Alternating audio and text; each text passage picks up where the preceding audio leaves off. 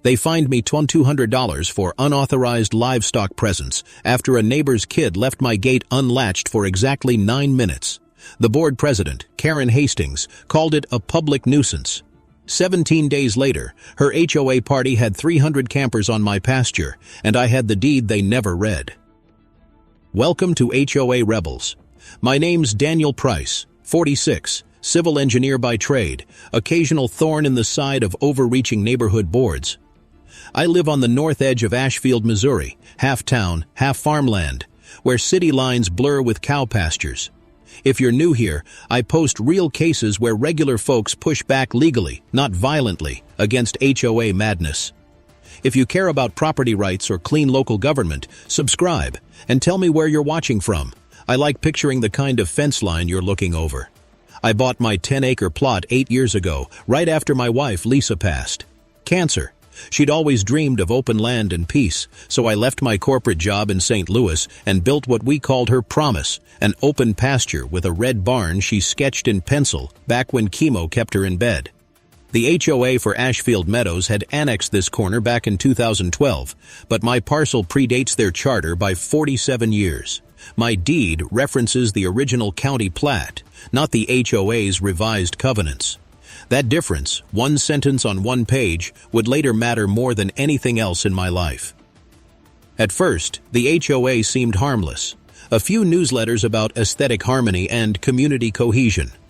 Then they installed security patrols, private ones, not deputies, and began issuing citations like candy, mailbox height, lawn edging, even unregistered fencing material. I paid 2 fines early on just to keep the peace. $150 for unauthorized mailbox flag color, and $75 for excessive gravel dispersion. It felt ridiculous, but I figured small t's. Own rules came with small town calm. Things shifted the day Karen took over as president. She was sharp, former paralegal, and obsessed with upholding uniformity. She'd walk the road in a visor, snapping pictures of driveways. She once told me, "Daniel, individuality's contagious. We can't have that infection spreading." I laughed, thinking she was joking. She wasn't. In March of last year, a storm split my old oak, knocking part of the fence down. I patched it the next morning. That afternoon, Karen and 2 board members showed up with clipboards. "Livestock containment failure," she said, clicking a pen like a metronome. "You'll need to submit a repair proposal for approval." I reminded her I wasn't under their maintenance jurisdiction. Her smile froze. "Every property visible from HOA common areas is under review authority." That phrase would appear later in a cease and desist she mailed certified. 3 pages of intimidation cloaked in legalese.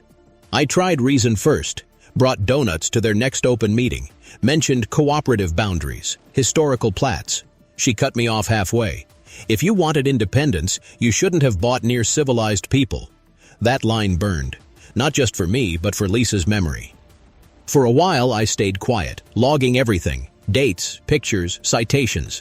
My neighbor, Joe Kim, a retired postal inspector with arthritis and a sharp sense of irony, started helping me file. "Paper beats power," he'd say, thumbing through envelopes.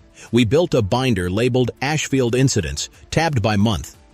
By June, they'd cited me 6 times, total $200. Each came from the same compliance committee, 3 volunteers Karen personally appointed. No external oversight, no appeal. I sent certified letters requesting arbitration under Missouri's Common Interest Community Statute, 448.3.118. Never heard back. Instead, a yellow tag appeared. On my gate, notice of continuing violation. That's when the fear settled in, not of fines, but of losing my home to liens.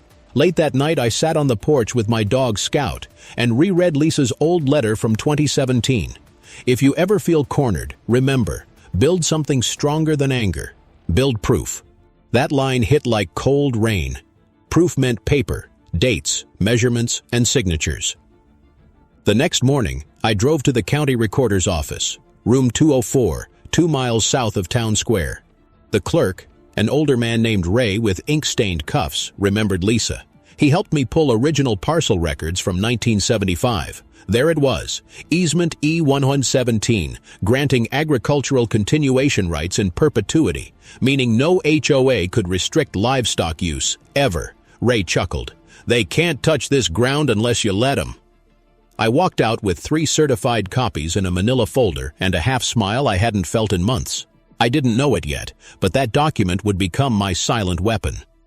Before I go further, let me ask you, have you ever had an HOA step beyond its lane? If you're firmly against their overreach, drop one tactic you've used, or wish you could, to help others reading this. If you're one of the HOA lurkers, tell us why power feels so addictive. That weekend, Karen sent an email blast. Community celebration, July 4th. Weekend, RVs, welcome. The attached permit looked odd. Issued to Ashfield Events LLC, not the HOA itself. I checked the address, my land's parcel number. They were inviting 300 people to camp on my pasture. I reread it 3 times, thought it was spam, then saw the aerial map. My barn circled in red. The noise began 3 days later. Generators, pop-up tents, plastic flags. They'd actually done it. I didn't shout or call the sheriff. I watched, logged plates, and pulled up the easement file. Sometimes the law doesn't need noise. It needs precision. By the time dusk hit that first night, 27 RVs had lined my fence. Their generators rattled through the fields. The hum mixing with cattle lowing in confusion. Scout paced near the porch, ears down, watching strangers stake tents within spitting distance of our barn. I filmed everything from the property line, date stamp visible, microphone catching every clink of beer can and burst of music. Evidence, not anger. I called the sheriff's office, asked if there had been a special event permit. The deputy on duty said no such file existed for Ashfield Meadows HOA. Private property, you say? He asked. If your parcel's outside their recorded easements, it's trespass. I thanked him, didn't press charges yet. I wanted them to finish hanging themselves on tape. The next morning, Karen strutted up the gravel drive in a red blouse, sun visor, clipboard under her arm. "Good morning, Daniel," she said, voice sugary. "Isn't it wonderful? The community's finally gathering." I pointed to the posted sign, private property, no trespassing, and then to the crowd spilling beer onto my grass. "Your community is standing on my land," I said evenly. Her smile sharpened. "That's a matter of interpretation, not according to the recorder's office. Then I suggest you call your lawyer because we're not moving a single camper." That was her mistake, speaking on camera. I sent copies of the footage to Joe Kim, my neighbor and ally. He laughed his wheezy laugh and started labeling USB drives with dates. "This is gold," he said. "Chain of custody's clean, audio's clear. You'll want a witness log." He poured coffee into his dented thermos, the kind he'd carried since his postal days, and we made a plan. Document, cross-check, verify. Knowledge nugget number 1. Under Missouri statute, R5569.140, criminal trespass in the first degree occurs when a person knowingly enters unlawfully upon real property after being told not to. That notice can be verbal, written, or posted signage. My signs met all 3. We spent 2 days filming. I counted 312 attendees, 27 RVs, 41 tents, 9 portable speakers, and 1 stage truck. Karen collected $20 donations per vehicle for grounds maintenance. I filmed the cash box, plastic, labeled HOA Fun. On July 5th, I walked to the county planning office with Ray's certified easement E117 in hand. The clerk there, younger guy named Marco with coffee breath and a nervous energy, scanned it twice. "This parcel's exempt from HOA encumbrance," he said. "If they charged admission, they needed a temporary use permit, City Code 10212. None filed." He tapped his keyboard. "You might want environmental health involved. Food trucks need inspections." That night, I emailed both departments, attached time-stamped photos, cited relevant ordinances. I wasn't angry anymore, just methodical. The next morning, a white SUV rolled by slow, HOA logo on the door. A man inside snapped a photo of my mailbox, then of me. 10 minutes later, a violation notice appeared in my email. Unapproved livestock structures visible from road.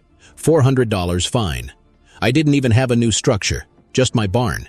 Retaliation, pure and simple. I called Joe. "They're escalating." "Good," he said. "They're making your case for you." 2 days later, I found a citation taped to my gate for noise disturbance caused by animals. I checked the timestamp, 2:47 a.m. The cows had been silent all night. I had video proving it. By week's end, the HOA stacked 6 new fines, totaling $2,650.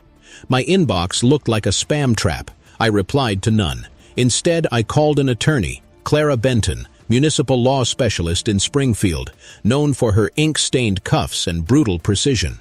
She listened for 10 minutes, then said, "They've pierced the corporate veil. You're not dealing with governance. You're dealing with liability." She asked for every document, every clip. "You're about to become their audit." Early in our work, Clara taught me something that still echoes. When power acts without authority, paper wins. She helped me draft a certified demand under Missouri Nonprofit Corporation Act, Faro 355.316, inspection of records by a member or affected owner. The HOA ignored it. That was violation number 1. I started digging deeper. The Ashfield Events LLC used for the party? Registered 2 months prior by Karen's cousin. Same mailing address as the HOA's P.O. box. Their insurance certificate expired May 30th. The party occurred July 2nd. No coverage. Karen posted photos online. Ashfield Freedom Fest. Our best year yet. I printed them, noted timestamps, tagged faces. The more I looked, the clearer it became. She wasn't careless. She was confident. She believed I'd fold. She underestimated how grief calcifies into patience. Before I go further, how far should an HOA control private property if their view includes your land? Where's that line between community standards and private rights? Comment your limit, or at least like the video if you think the boundary should be drawn in ink, not emotion. The next week brought a letter from Compliance Council threatening civil enforcement unless I cease obstruction. Obstruction of what? It didn't say. Clara smiled when she read it. They've acknowledged a dispute on record. Good. Now we subpoena. We filed a request under Missouri Sunshine Law, A610.021, demanding disclosure of meeting minutes and expense ledgers related to Ashfield Events LLC. Legally, HOAs managing funds collected from residents fall under limited public access obligations when operating quasi-municipal amenities. It's a narrow but potent angle. While we waited, the harassment ramped up. Anonymous wellness checks, a social media post claiming my cows carried bacterial risk, and a city inspector, clearly tipped off, who apologized while photographing my barn. I never lost my temper, just logged badge numbers, arrival times, inspection forms. At night, I'd walk the fence line, flashlight slicing through dew, thinking about Lisa. She'd have laughed at the absurdity, told me to keep the moral high ground. Sometimes I'd stop at the oak stump and rest a hand on its rough cut, feeling the same pulse of anger and promise. Build proof, she'd written. That's all I was doing. The Sunshine response arrived August 9th, 3 pages of minutes, redacted in black bars. But one line escaped censorship. Motion passed to reimburse President Hastings for event coordination expenses. $7 on $200 check, number 1148. HOA funds paying a private LLC. Clara's eyebrows lifted. That's embezzlement adjacent, she said. We decided to let them dig deeper. I'd stay silent while she drafted filings. In small towns, noise travels faster than truth. Silence lets facts ripen. 3 days later, Karen must have sensed something shifting because she came to my gate again. This time with the HOA's vice president, a wiry man named Doug who always smelled faintly of cologne and copier toner. He carried a folder thick with printouts and that smug look people get when they think paperwork equals power. "Daniel," Karen began, all performative patience, "you're creating division in our community." "By not hosting trespassers?" I asked. Doug interjected. "We're within our rights to manage adjacent visual impact. Your property's part of the aesthetic corridor." "That corridor ends 72 feet east of my fence," I said. "Check the county map, page 4. I watched their confidence flicker, just a second, then return. Karen's pen clicked twice. "We'll handle this formally," she said, and turned away. Scout barked once, low and unimpressed.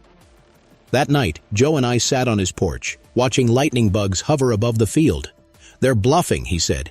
"You've got the deed and the easement. They just don't think you'll go public." "Not yet," I said. "Timing matters." We began what Joe called the dig proper. Using the county's online portal, we cross-referenced every permit, lien, and expense line tied to Ashfield Meadows HOA. Clara looped in her paralegal, Nora, who handled forensic audits for nonprofits. She found that between 2020 and 2023, community events accounted for $42,170 in expenses, no receipts, just vendor reimbursements. Same account Karen used for her cousin's LLC. Knowledge nugget number 2. Under IRS Form 990, Rules for Homeowner Associations Filing as 501c4. Social welfare organizations, self-dealing transactions must be disclosed if any officer benefits directly or indirectly from HOA funds. Failure to do so can result in revocation of tax-exempt status and personal liability for board members. We decided to test Karen's arrogance. Clara drafted a polite inquiry, not a threat. Dear President Hastings, could you confirm whether the HOA's insurance covered the July event? Our lender requested verification. We knew she'd reply defensively. She did, same day. Insurance renewal pending, coverage continuous. But the document she attached was dated March, expired May. False representation in writing. Violation number 2. Joe nearly spilled his coffee laughing. You're lining up dominoes, he said. Just need the shove. Still, I worried about escalation. HOA bullies, when cornered, go petty before they go silent. They didn't disappoint. A letter appeared taped to my truck windshield in the grocery lot. Community concern, livestock odor complaint. I could almost hear Karen dictating it, every comma trembling with spite. Then came the smear post on Nextdoor. Unstable property owner threatens HOA volunteers. Attached was a blurry photo of me unloading hay. The comments swarmed, some supportive, some venomous. That night, I saw my mailbox leaning at an angle. Inside was a folded note. Sell now before. It gets worse. I filed a police report for vandalism, logged the date, and installed motion lights. But it shook me. Scouts slept by the door, restless. The sound of gravel under car tires started to make my pulse jump. I caught myself triple-checking locks, something I hadn't done since Lisa was sick. Late one night, I found myself talking to her photo on the mantel. They want me tired, I said quietly, but I've got time. Days later, a plain envelope arrived at Clara's office. No return address, just for D. Price. Inside, meeting minutes from the last HOA board session, unredacted. Someone on the inside had had enough. In black and white, line 7 read, discussed leveraging event revenue to pursue enforcement against Price property. Consider nuisance designation. Clara whistled.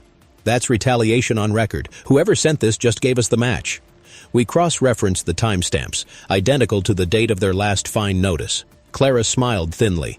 They just converted a civil nuisance dispute into a pattern of harassment. Federal fair housing implications if they touch your mortgage. That weekend, Karen announced an emergency board meeting to discuss community integrity. I knew what that meant. Public humiliation attempt. I prepped my files, not to fight, but to listen. Joe offered to tag along. They don't like witnesses, he said. That's why we go. When we walked into the community center on August 27th, the air was stale with toner and coffee. Folding chairs squeaked. About 40 residents showed up. Karen sat at the front table, a microphone positioned like a scepter. Mr. Price, she began, your non-compliance affects everyone. Would you care to explain your hostility toward our shared values?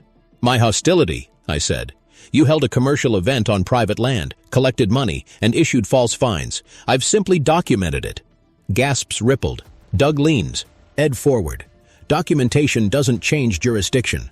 No, I said, pulling out the certified easement, sliding it across the table, but it defines it. Karen's face froze as she read the header. Easement E-117, Agricultural Continuation Rights, filed 1975, County of Ashfield. The room murmured. Someone whispered, wait, so his land's exempt? She stammered, This can't supersede community governance. It was never included in your community, I said. I didn't raise my voice. I didn't need to. The weight of 50 signatures on a 50-year-old document spoke louder than any threat. That night, Joe clapped me on the shoulder. You didn't just win an argument, he said. You exposed the first crack. Still, I knew better than to celebrate. Power doesn't crumble after one meeting. It festers until someone pries the lid off, and Karen's silence afterward felt too calm, too controlled. By early September, the HOA's legal counsel, a man named Preston Laird, sent a formal demand to cease defamatory statements. Clara responded with a single paragraph citing Missouri anti-SLAPP statute, SARA 537.528. The next day, the demand vanished like it never existed. Before I continue, let me ask, when an HOA hides behind community harmony, who should define that harmony? The board or the residents who actually live there? Comment below. Tell me if your HOA meetings sound anything like mine. Around mid-month, I noticed construction stakes appearing behind the common pool. Orange tape, surveyor marks. The HOA claimed they were expanding the playground. County records told another story. Proposed storage sheds for maintenance operations. Unpermitted again. I photographed the stakes, dated the images, and emailed building inspection. 2 days later, a city truck rolled in, measured, and left a yellow stop work order nailed to the fence. The next board update? Temporary P. Project pause due to administrative delay. Joe nearly choked laughing. You're haunting them, Danny. Maybe. But the truth was, I still felt the tremor of fear every time headlights swept my windows. When power gets embarrassed, it doesn't forgive, it plots. And sure enough, one evening near sunset, a certified letter arrived. Notice of intent to suspend privileges. Karen's signature at the bottom. The letter alleged behavior detrimental to community cohesion, giving me 14 days to respond before they restricted my common access. 14 days. I smiled for the first time that week, because by my count, in exactly 14 days, something else was set to happen. Something they didn't know I owned. That countdown, 14 days, became my timer. Every morning I wrote the number on a sticky note above my desk and peeled one off at dawn. Clara called it the fuse. What they didn't know was that 6 months earlier, I'd quietly purchased something they all depended on, the 2-acre utility easement that supplied irrigation and power lines to the HOA's communal park. The original owner, an elderly farmer named Ellis McCreary, had offered it for $8,000 after moving to assisted living. Nobody at the HOA even noticed the transfer, just another line in county records under a shell entity, Maple Hollow Holdings LLC, my LLC. That easement wasn't decorative. It carried the underground water main feeding the HOA's sprinklers and pool pump. Without it, they couldn't legally service or maintain any common area landscaping. I'd kept the assignment sealed in my safe until now.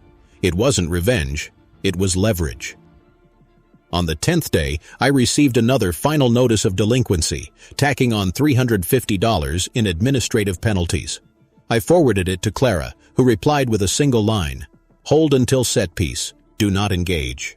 I spent those nights rechecking every file. Easement deed, notarized. LLC registration, filed. Insurance, up to date. I even walked the trench line, feeling the hum of water through the buried pipe beneath the soil. Each vibration felt like a heartbeat. Joe caught me one evening standing by the valve box. "You're really gonna do it?" he asked. "Not cut anything," I said. "Just exercise rights." He nodded, eyes soft. Lisa would be proud. I didn't answer. The truth was, I wasn't sure pride was the right word. She'd always believed in fixing things, not breaking them. Maybe this was both. 5 days left. The HOA sent a mass email titled Community Maintenance Update. Hidden in paragraph 4, expect temporary water outages during system verification. I smiled. They were prepping excuses. Knowledge nugget number 3, under Missouri Utility Easement Law, HO 523.283. If an easement is privately owned and the servient estate, here, the HOA, uses it without a current access agreement, the holder may revoke usage pending new terms, provided notice is given and essential services to residences aren't cut. I plan to do exactly that. 3 days before their privilege suspension, Clara and I met at the county courthouse to notarize a notice of revocation and negotiation offer. It was calm, precise language, no threats, just a request for compliance and updated access terms. The clerk's stamp hit the page with that satisfying thud that sounds like justice beginning to breathe. We made 3 certified copies, one for the recorder's office, one for HOA counsel, and one for Karen herself. The day arrived clear and warm. A Friday, mid-September. The HOA's monthly meeting at 6 p.m. Same community hall. I wore jeans, boots, and my father's old denim jacket. Nothing theatrical, just steady. Joe came too, carrying a folder labeled Water Rights. We waited until Karen finished her usual sermon on community standards. Then I stood. "Madam President," I said, "before you vote on any suspensions, you should be aware of a change in easement ownership affecting your utilities." Her brow furrowed. "What are you talking about?" I handed her the notarized document. The irrigation and electrical easement at Parcel 14B, formerly owned by McCreary, acquired April 3rd by Maple Hollow Holdings. I control that entity. The room fell dead silent except for the faint hum of the fluorescent lights. "You can't," she began. "I can," I said. "And before you panic, no one's losing water tonight. The notice simply revokes unauthorized access pending a new agreement. Standard procedure." Doug muttered, "This is extortion." Clara, seated quietly in the back, rose and spoke for the first time. "It's not extortion when lawful property rights are exercised transparently. The HOA's permit for that line expired in 2021 and was never renewed. Mr. Price is offering to renegotiate under fair terms." A few residents applauded softly. Karen's lips trembled, caught between rage and disbelief. Outside, the sun dipped low, light slanting through the windows onto the wood floor like a slow revelation. The meeting ended without a vote. As people filed out, a few stopped to shake my hand. One elderly man whispered, "About time someone stood up to her." When we stepped outside, Joe exhaled, long and low. That was surgical. "Now we wait," I said. "She'll either call our bluff or call a lawyer. Either way, the clock's running." That night, I sat by the barn, coffee in hand, listening to the irrigation line hum, a quiet reminder that control doesn't need to roar, it just needs to exist in writing. Before we move on, when power hides behind rules, is it fair to fight back with the same rules? Should homeowners buy leverage or go straight to court? Tell me what you'd do if you were in my boots. 3 days later, a white SUV pulled up to the gate again.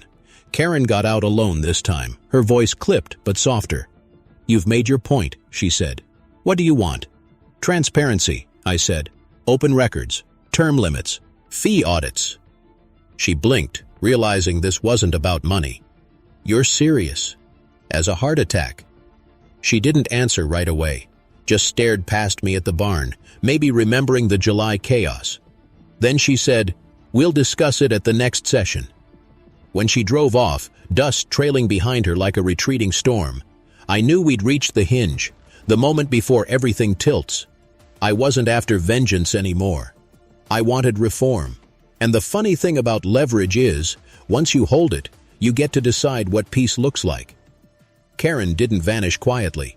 She regrouped, called an emergency executive session, and, by rumor, spent 3 hours behind closed doors with the board's lawyer drafting their counter. 2 days later, the retaliation returned in full color. A letter appeared taped to my front door, stamped urgent, enforcement action. The claims were absurd. Livestock waste encroaching upon common view corridor, vehicle storage exceeding permitted duration, and my favorite, excessive outdoor illumination causing neighborhood glare. They fined me another $1,100. Joe just whistled. "They're writing fan fiction now." Clara grinned thinly. "Let them. Every baseless fine strengthens the retaliation claim. Keep logging." So I did. Each new notice went into binder 3, red cover, labeled retaliation phase. I even tracked timestamps, envelope arrival times, postmarks, who signed the green certified slips. The harassment went beyond paper. I started noticing parked cars idling near the fence line. At midnight, headlights would sweep the porch and linger. Once I found tire tracks across the ditch by the oak stump. Scout growled into the darkness until I called him off. It hit me one evening as I watched him pacing. I'd stopped feeling safe on my own land. For someone who'd built this place as a sanctuary, that realization gutted me. I sat at the kitchen table, staring at the easement deed under lamplight, feeling both proud and bone-tired. "Lisa," I whispered, touching her photo, "they're turning peace into paperwork." Clara called next morning. "You ready to escalate?" "What do you mean?" "Media. Oversight. and something I'm drafting you'll like." By Friday, she'd filed a formal complaint to the Missouri Real Estate Commission and copied the state's Office of Nonprofit Oversight. Each packet contained 43 pages of evidence, photos, emails, timestamps, everything notarized.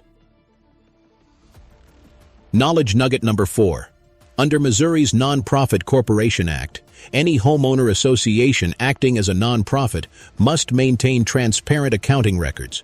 Failing to disclose those records when formally requested can trigger state review or dissolution proceedings. That weekend, Joe brought over his scanner, and we digitized every file. "Insurance companies are going to love this trail," he said. "They hate unreported events." Sure enough, 2 days later, an adjuster from Century Mutual called me. "We're reviewing a claim discrepancy regarding the July event," he said. "Apparently the HOA reported storm damage that same week." He paused. "But our records show clear weather." "Send them the pictures," Clara said when I told her. "They're about to discover what falsified claims smell like." By now, Karen's mask was cracking. She sent a mass email accusing malicious actors of spreading misinformation and weaponizing bureaucracies. The subtext was pure panic. Then the smear campaign went nuclear. Someone spray-painted "liar" on my mailbox, left a dead crow on the hood of my truck. I called the sheriff. He photographed everything and promised extra patrols. The next night, I found Scout barking at the fence. A camera flash flickered in the dark, then vanished. I installed motion lights and trail cams along the perimeter. The footage caught a familiar shape: Doug, the vice president, trespassing with a flashlight.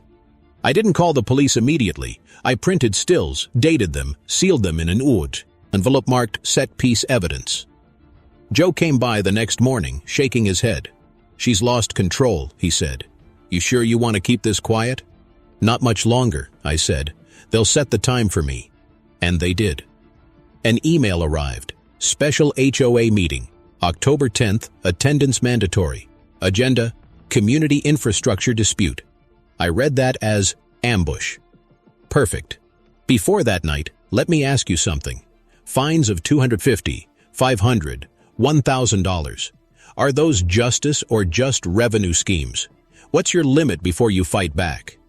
Comment it below, because the line's different for everyone. On the day of the meeting, rain hammered the metal roof of the community center. The parking lot glistened under the floodlights. I parked near the entrance, carrying 2 file boxes, one marked proof, the other offers.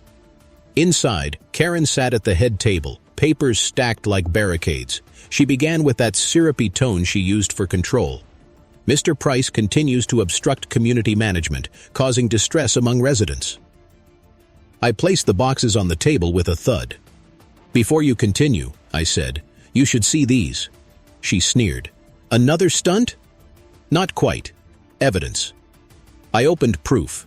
Inside were color photos of Doug trespassing, time-stamped, plus copies of the falsified insurance claim, the unfiled event permit, and the harassment log. The room buzzed. Karen tried to talk, but Clara, seated beside the county ombudsman she'd quietly invited, raised her hand. "This meeting is now under observation," she said. "Any further enforcement threats may constitute retaliation under Paro 448.3.102. The ombudsman nodded, his badge glinting under the fluorescence. Neutral authority, present and watching. Karen's voice cracked. "You had no right to bring outsiders." "Transparency is public business," I said, "especially when HOA funds mix with private profit." I slid the offers box forward. "I propose resolution, independent audit, term limits, open record commitments, and rollback of illegal fines." Rain drummed harder, a metallic heartbeat against the roof. The ombudsman leaned forward, adjusting his glasses. "The statute allows renegotiation under these conditions. The board may accept or face regulatory review." For a long second, no one spoke. Then one board member, an older woman named Patricia, whispered, "I move to accept discussion." Karen's pen stopped clicking. That was the moment, the quiet before collapse. The power she'd wielded through fear met the immovable weight of proof. I watched her swallow hard, realizing the storm outside wasn't half as dangerous as the one she'd built inside these walls. The air inside that community room shifted, the kind of dense, static silence that follows lightning. Karen's fingers hovered above her paperwork, as if the right paragraph could make the evidence disappear. Doug stared at the table, jaw tight, his reflection ghosted in the glossy wood.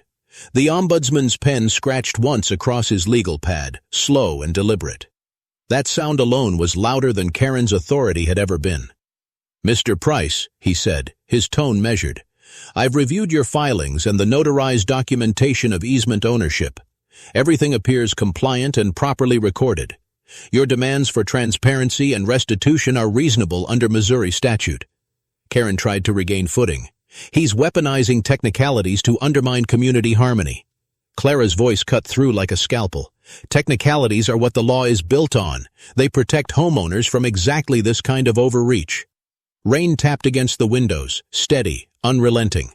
"Fine," Karen said, standing abruptly. "We'll vote."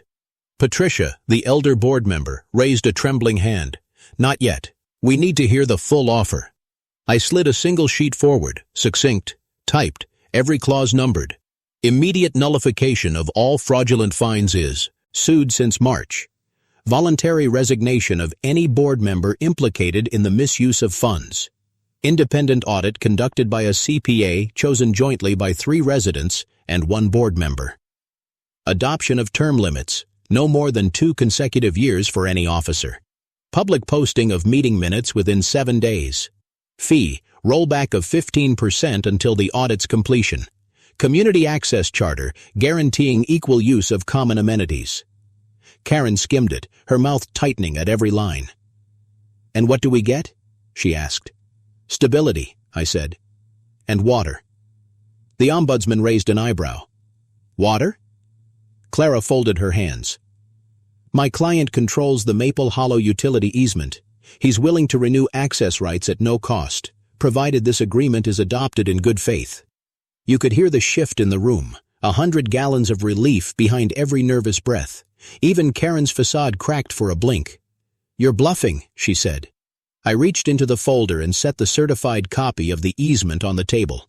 Page 3, Clause 12.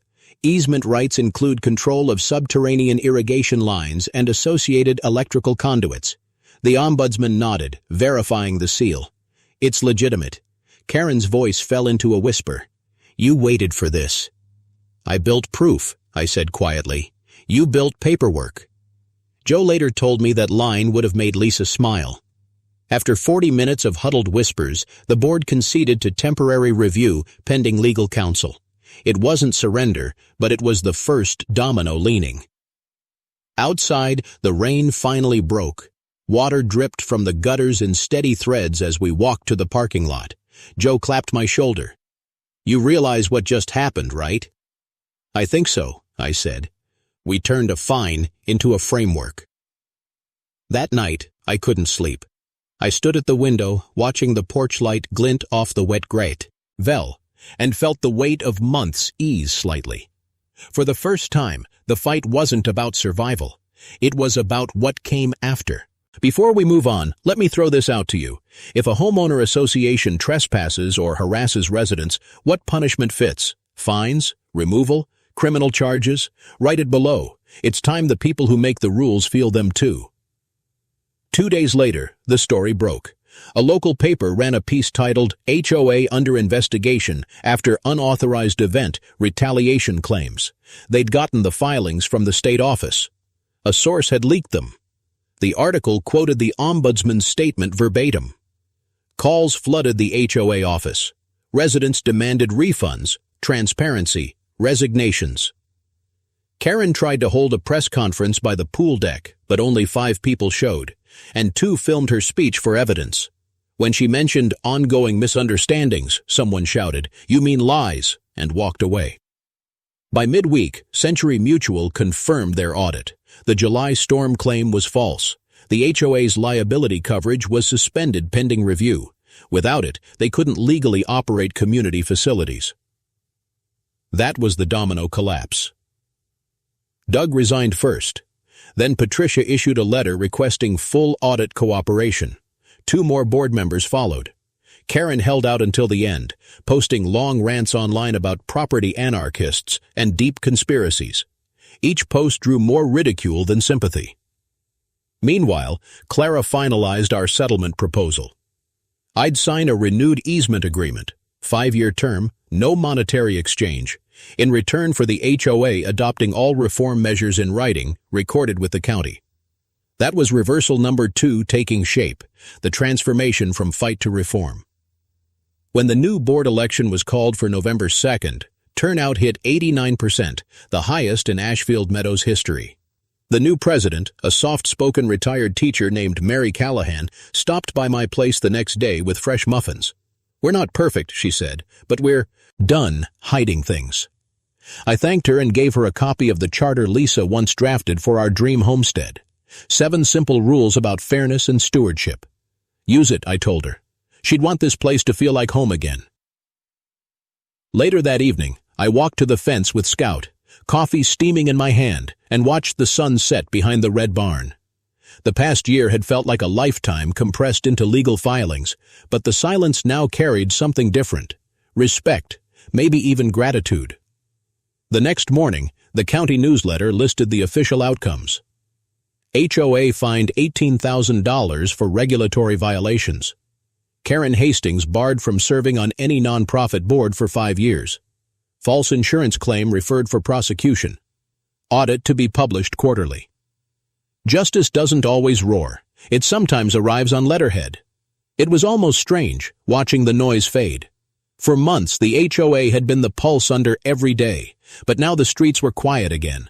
Too quiet at first, like the pause after a long argument when you're not sure if it's really over. The new board's first act was to mail a single sheet titled, "Transparency Begins."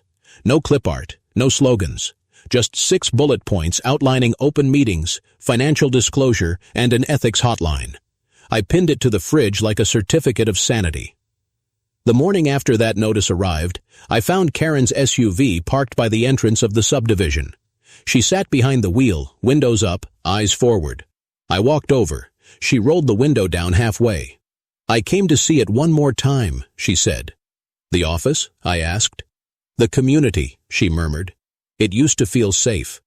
"Safe doesn't mean controlled," I told her. "It just means fair." For a second, I saw the exhaustion beneath her posture. Then she started the engine and drove off, tires crunching over gravel like closing punctuation. That afternoon, the local paper ran a follow-up. "Audit reveals HOA misuse. Residents vote for reform charter." I scanned the article, noting how the reporter ended it. "A single homeowner's persistence transformed policy." I didn't like the phrasing. It wasn't just me. It was Joe, Clara, Ray, and everyone who decided silence had expired. Joe called after reading it. "You know," he said, "that thing you said in there, proof, not noise, ought to be your tagline." I laughed. "Might print it on a mug." He coughed his wheezy laugh. "Make one for me, too." In late November, the HOA hosted its first community event under new management. Fall Open Forum. No fences, no fees, no fines. Families brought crockpots and folding chairs. Someone even projected an old movie on the clubhouse wall. Kids ran across the grass that used to be off-limits. During cleanup, Mary handed me the microphone. "Daniel," she said, "since this started with you, you should close it." I looked at the crowd. Neighbors who'd once avoided my eye now nodding, smiling. "All I ever wanted," I said, "was what every homeowner deserves. Respect without permission slips. The law gives us tools. We just have to use them the right way." Applause rolled across the lot like warm wind. The next morning, Clara emailed the final paperwork confirming the county had recorded the Community Access Charter, the first of its kind in the state. It codified every reform we fought for: audits, open records, term limits, and grievance transparency. Before I continue, let me ask you something. Should residents be allowed to record HOA meetings for accountability, or should boards keep them private? It's a debate that shapes the next fight.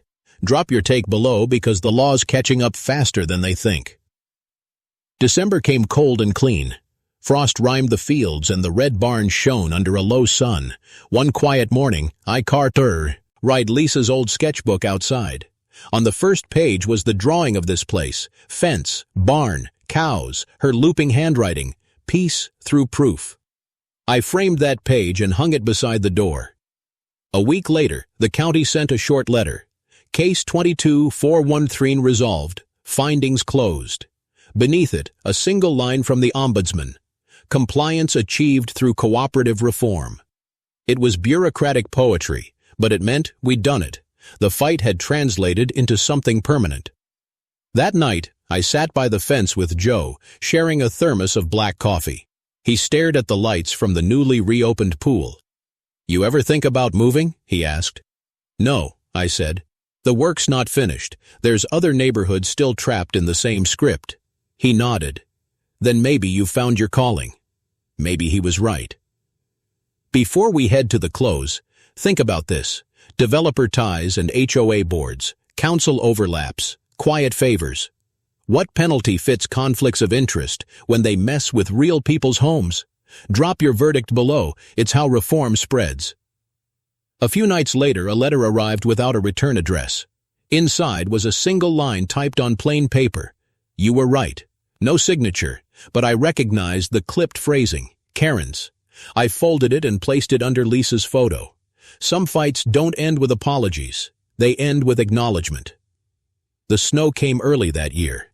I watched it settle over the fields, covering the scars where the July campers had trampled the grass. By morning, the pasture looked untouched, like the chaos had never happened. But I knew better. The ground remembers. And now, at least, it was ours again, by law and by lesson.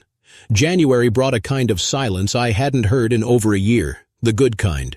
The one that hums under the sound of cattle shifting in the frost, of the wind working through cedar boards, of life finally breathed, bang at its own pace. I'd wake before dawn, pour coffee, and sit by the window, watching steam rise off the field where the July campers had once stood. The grass had grown back taller, thicker, almost defiant. Nature has a way of forgiving faster than people. One morning, I heard a knock at the door. It was Mary again, holding a manila folder. "Final signatures from the auditor," she said. "Clean books. No missing funds. We posted everything online for residents." Her eyes softened.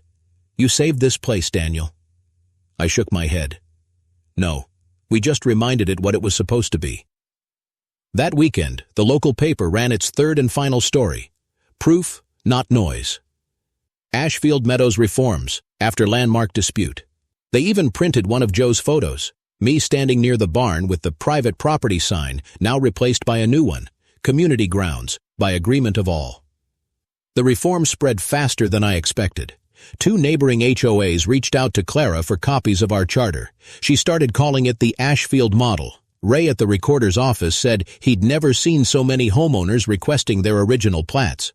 "You started a paperwork revolution," he joked.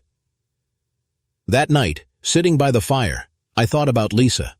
The promise I made to her when I built this place wasn't about winning fights. It was about protecting something worth believing in. And somehow, through the mud of ordinances and minutes and certified mail, we'd done that. Before I wrap this up, if you believe I fought the right way and this is how it should end, say a few words in the comments for someone you know who's been through something similar. Subscribe so future stories find you first. And if you want these lessons to reach others, share this video. Lawful change only works when people know they have the right to ask for it. That part's on us. The next few months played out like an after-action montage. The county posted the audit summary online. Karen's resignation was finalized with a civil consent decree. No jail, just restitute. Ion and a 5-year ban from board service. The insurance company issued refunds to residents for misused fees. The HOA newsletter returned, rebranded as Ashfield Ledger, opening with, "Transparency is not optional, it's our culture." We even held a small dedication ceremony by the old oak stump. Mary unveiled a bronze plaque reading, "In memory of Lisa Price, whose vision of fair land lives on." I didn't speak much that day, just placed her sketchbook on the stand beside it. The sound of the crowd clapping under that wide Missouri sky felt like closure stitched to gratitude. The last thing I did before heading home was close the binder labeled Ashfield Incidents. On its spine, I stuck a new label in blue ink. Case closed. Then I slid it onto the shelf beside my engineering manuals, proof that precision, even outside the drafting table, can rebuild a community. A month later, I started getting emails from viewers, stories of small victories, driveway disputes resolved, fines revoked, bylaws amended.